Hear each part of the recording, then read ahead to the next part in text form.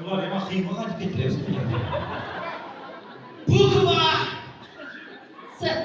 S. Aşağıdakiler cebiden bukva S.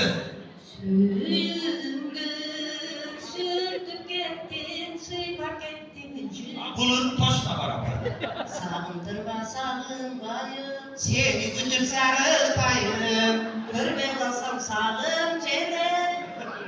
Suyundur buradan geldim bilgis bey sana.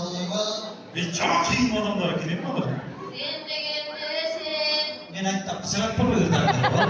Sen de sen. Türk parayı da getirdim. Sandım şaşmacazımda sakmancılığı parmasa. Bunu çok kasadır da itimadır gene ha.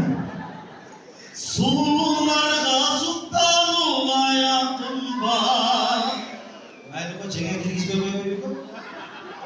Sensiz canım benim ömürlük canım. Çarşının kızı çok buldu nerede?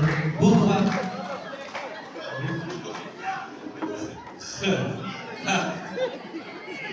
R. R bukva R damgası R damgası. Bukva R. Roza gülüm, Tartıp beni özüme. ay peride, Görünürsün gözüm. Ay neredesin? 1, 2, 3. Thank you very much. Oradan alsana hap bilek biraz çaktırıp çekecek. Bu kadar. R. 1,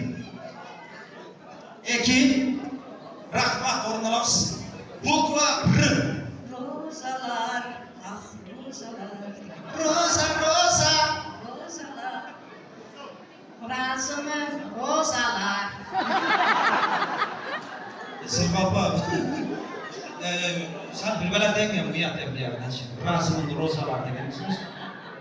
Rastita